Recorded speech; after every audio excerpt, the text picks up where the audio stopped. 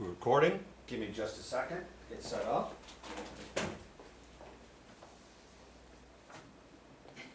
Okay, when you're ready, Sylvia, when you're ready, you start.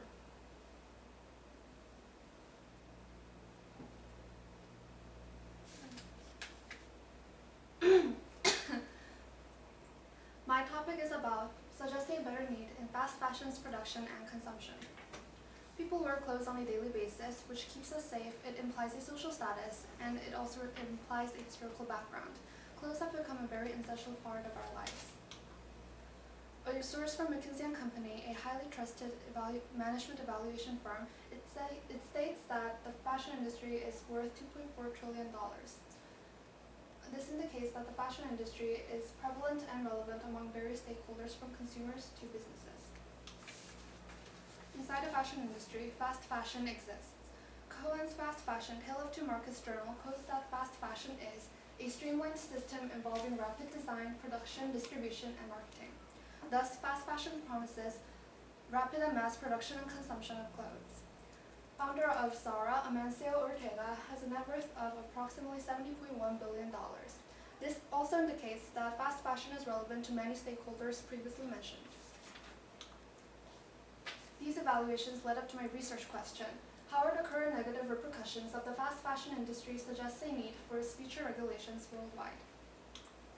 From the environmental and health perspective, the rise of textile waste during manufacture and after consumption can emit toxic chemicals in soil, air, and also water, thus ruining the environment by causing other natural substances to lose its function, as well as reducing the life expectancy of people. According to an environmental research from Rita Kant, toxic chemicals from acetic acid to organic resin are disposed over from 1,000 to 5,000 kilograms per month. This contributes a foul stench in water, blockage of soil productivity, and photosynthesis. According to another statistics from the United States Environmental Protection Agency, mass consumption creates a textile waste, which also causes increases in landfills. Landfills cause air pollutions and toxic chemicals such as sulfur dioxide, volatile compounds, and also heavy metals, which can cause respiratory irritation, heart disease, and lung cancer. Some argue that fast fashion companies are being more eco-friendly these days. However, a study on the fast fashion's marketing strategies journal says that these four marketing strategies causes higher increased sales rates, which also causes people to buy more affordable clothes, which also causes more textile production and landfill waste. From the ethical perspective, fast fashion companies' mills are dangerous, and they have unfair working conditions in terms of fragile building constructions and lobbying and exploitation labor in the workforce. According to Journal of Business Ethics, states that the Rana Plaza garment factory in Bangladesh collapsed and killed over 1,100 people. It was caused by the building's fragile construction, and the company was notoriously known for giving minimum wages to their workers, about 8,000 takas per month.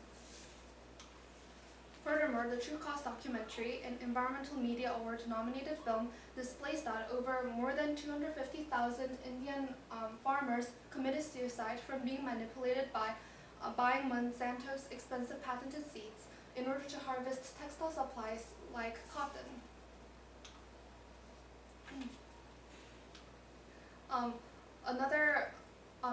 There are also counter-arguments from the author of the book Clothing Poverty.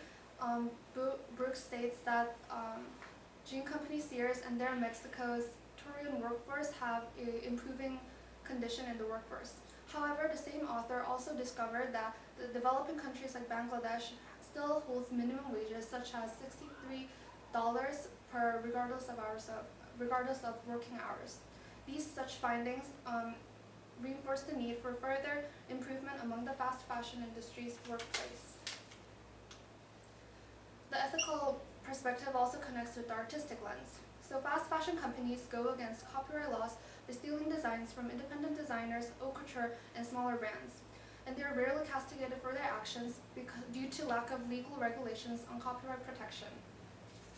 This is an event from Bassem, an illustrator in LA, who exposed Zara of stealing her designs. Despite the public's attention on the Instagram, Basson cannot win a lawsuit over Zara because, according to Julie Zarbo, New York-based lawyer and founder of the Fashion Law News, states that smaller brands or independent designers, they don't have extra resources to enlist counsel and file a lawsuits. This means lack of legal regulation and copyright protection. Such findings creates a need of a dire solution in the fast fashion industry.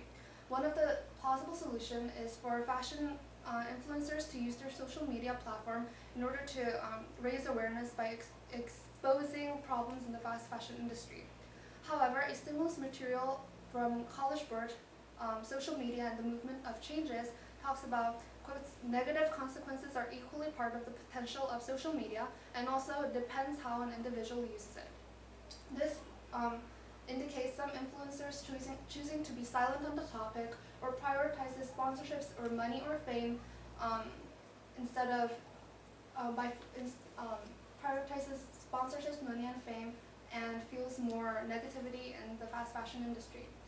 Regardless of that, there are implications such as gradual changes in the next generation by reinforcing the perception of fast fashion. One of the other stimulus materials that College Board gave is Martin Luther King's letter from Birmingham jail. So his letter indicates that people with high authorities have the responsibility to mitigate current problems in the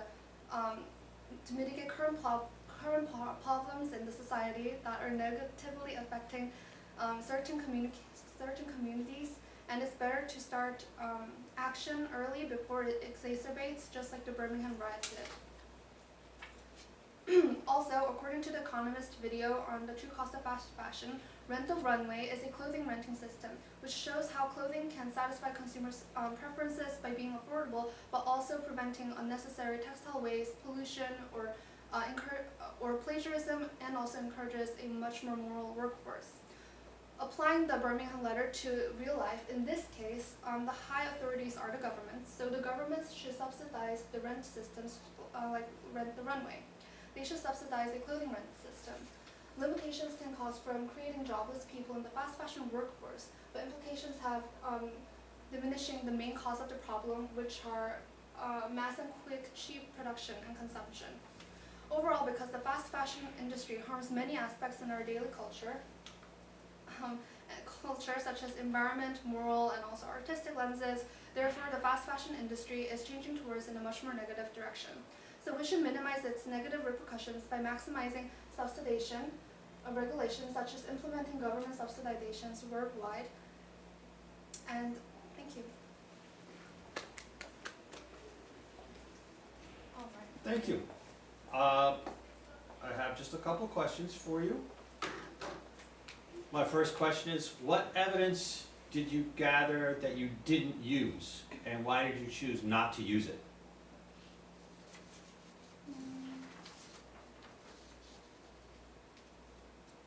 Can you repeat that question? Absolutely. Slowly. What evidence did you gather that you didn't use, and why did you choose not to use it?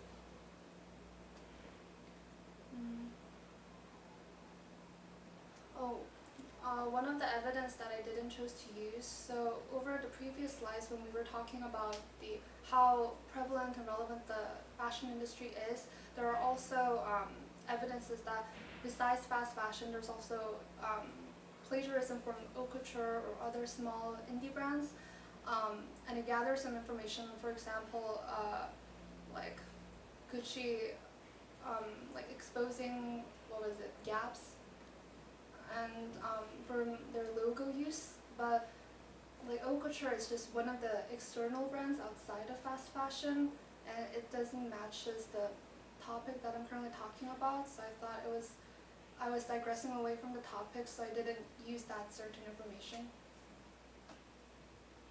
Thank you. And my last question is, if you had more time, what additional research would you conduct related to this issue? If I had more time, I would be able to concise some of the problems in plagiarism and also show other according to the ethical perspective, because my ethical perspective led to the artistic lens. So I'm wondering if I have more time, if my ethical lens can also be used in like a philosophy perspective, like why do we need that much fast fashion in our lives, or probably like an economic perspective, like why does the high income gap exist? So people have the demand to order like high and quick cheap needed clothing. So yeah, if I have more time, I would probably use the ethical lens to research more and dissect it into whether this belongs in artistic lens or like economic lens, and could get more further and deeply in the progress of researching. Thank you.